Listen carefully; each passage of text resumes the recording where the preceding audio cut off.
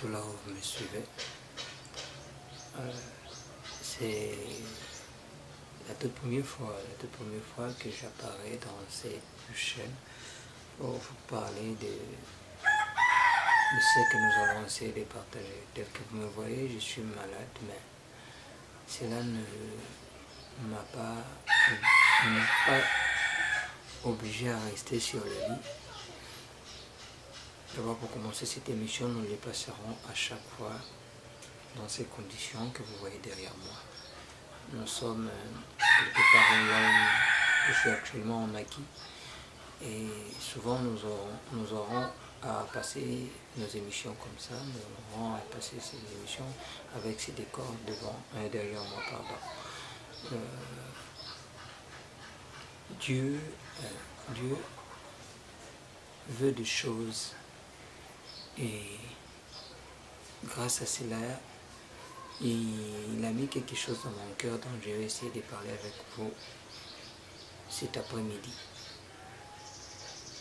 Mon nom est Christian Mungapai. Ceux qui me connaissent ont l'habitude de m'appeler Mitch. Je suis né le 2 mai 1986, fils aîné de ma mère et deuxième enfant de mon père parce qu'il y a nous avons une soeur, une de mes soeurs qui est avant.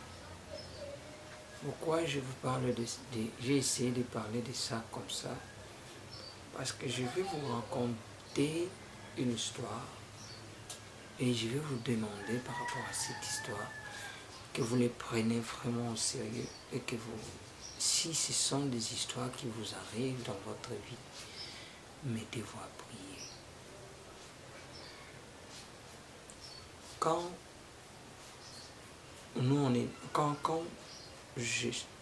Après ma naissance, il y a eu mes 4 sœurs et frères qui me suivent après, ils m'ont suivi. Mais après, on a appris qu'on avait une sœur. Et gloire à Dieu, notre maman nous a raconté un peu l'histoire qui s'est passée pour que ma sœur puisse être en vie, puisse être aujourd'hui. Et laissez-moi vous dire, il y a une chose dont les occultistes appellent le karma. Et cette chose-là, nous les chrétiens, nous appelons ça les liens. Laissez-moi vous dire que des liens existent. Des liens existent. Et des liens opèrent dans la vie des gens. Je suis le fils aîné de mon père. Je suis son deuxième, mais notre aîné de la famille, c'est une fille. Moi, je suis le fils aîné de mon père. Mon père est le fils aîné de son père. Vous allez comprendre ceci. Mon père, avant de commencer sa famille, qui est le nôtre aujourd'hui, avant de nous avoir, il a connu une femme. Et avec cette femme-là, ils ont eu notre grande sœur. Et après, ils se sont séparés.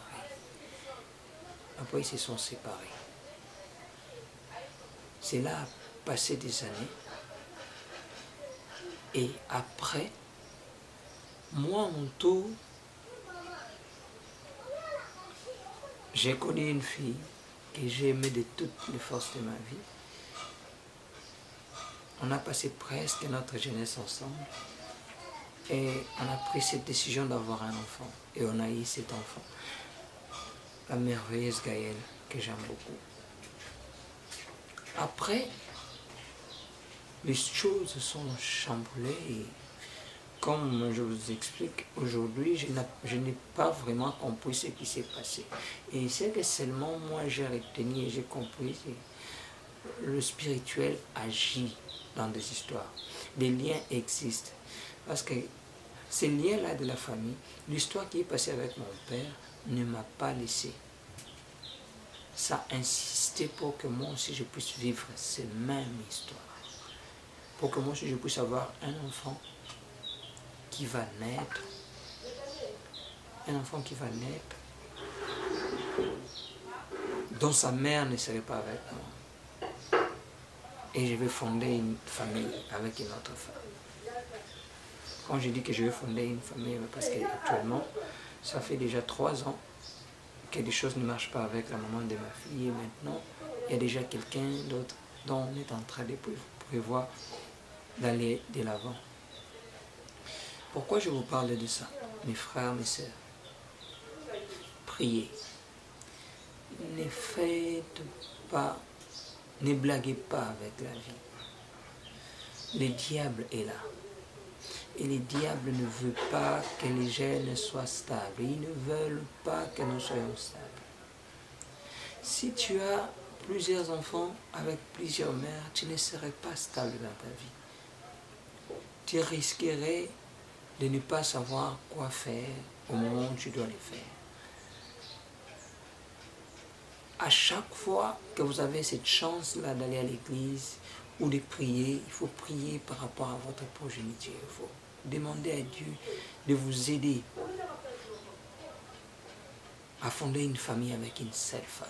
C'est important. Aujourd'hui, moi, je suis là où j'habite. Je ne vois presque pas ma fille. Elle est quelque part. On s'appelle parfois.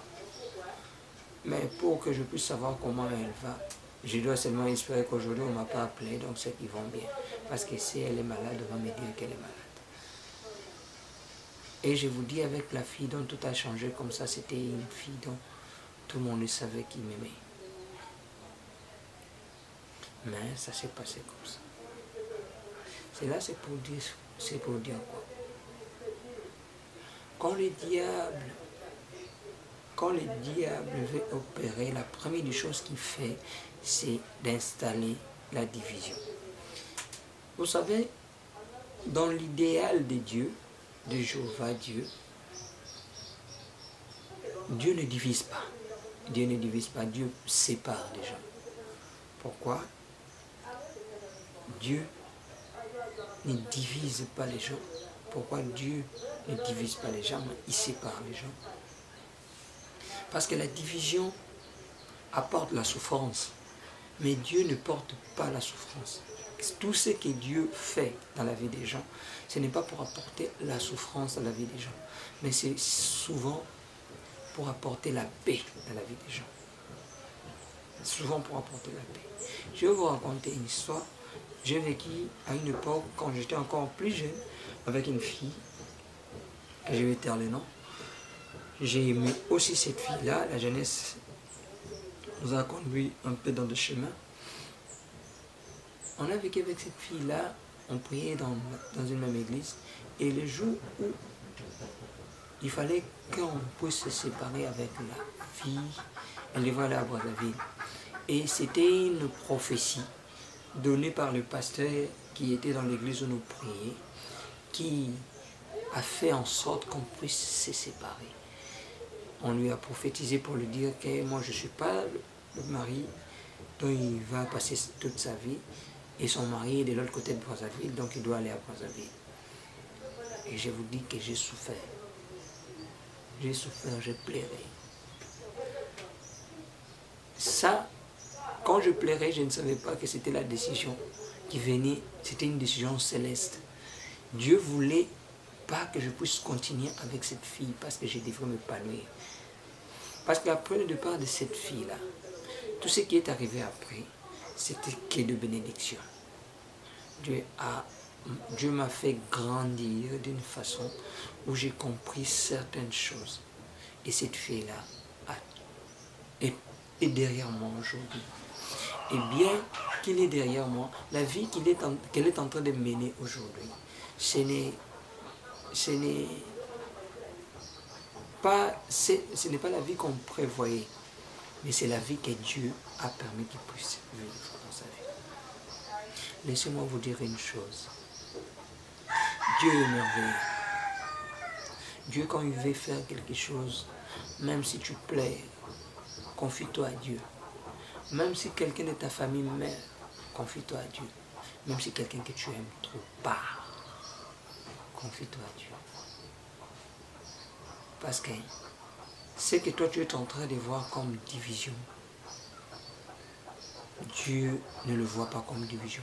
Il voit ça seulement comme une séparation. Une séparation, c'est juste ce n'est pas un adieu, mais juste un au revoir. Je pars, je vais revenir. Quand vous vous divisez, vous divorcez avec une personne, c'est difficile pour que vous puissiez vous parler. Mais quand vous vous séparez avec une personne, souvent la séparation est accompagnée avec une bonne négociation. Bon, ça n'a pas tenu, on peut se séparer. Et c'est comme c'est avec la maman de Gaël. En réalité, on s'est séparé avec elle. Parce qu'il n'y a plus d'amour et malgré que je pleurais, ça n'a pas marché et on s'est séparés. Et à la fin, j'ai compris une chose. Je ne peux pas continuer à pleurer parce que c'est le plan de Dieu. Dieu a voulu assez que nous puissions nous séparer et que ça soit ainsi. Dieu a voulu que nous puissions nous séparer et que ça soit ainsi. Pour conclure, Dieu est merveilleux et Dieu nous demande de lui rester fidèle. Comment nous allons rester fidèles à Dieu?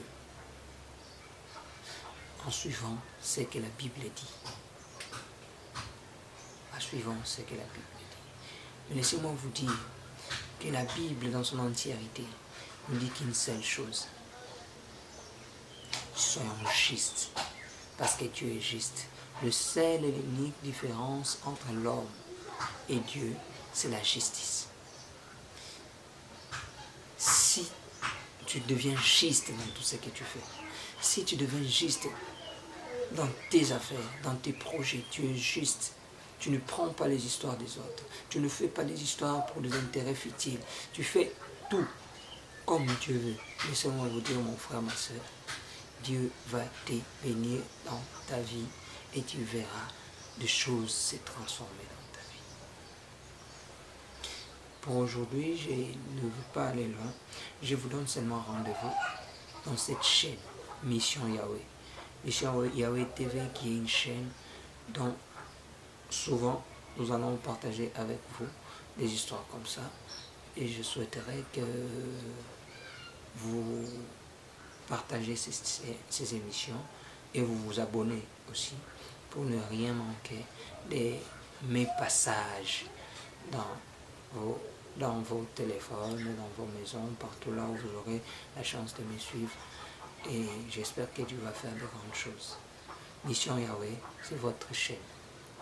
Et c'est une chaîne qui a une seule mission, c'est nous réconforter et nous exhorter et nous donner des bons conseils pour que nous puissions aller de l'avant. Moi, je ne vous donnerai pas des conseils parce que je suis expert, je ne suis pas expert, mais je sais qu'avec l'aide de Dieu, Dieu va nous aider à aller de l'avant et à donner le meilleur de nous. Aujourd'hui, on s'arrête là. Et je suis sûr que nous allons nous revoir demain pour un de nouveaux numéros de ces émissions. Nous allons vous donner toujours ce que nous avons de mieux. Merci beaucoup. Bye.